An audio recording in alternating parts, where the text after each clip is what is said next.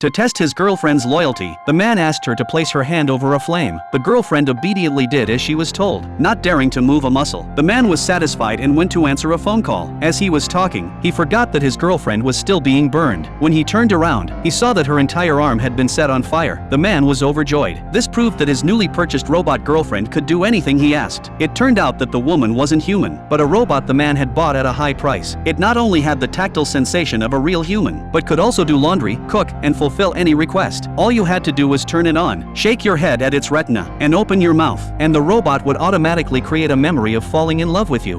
Love link established. Hey you.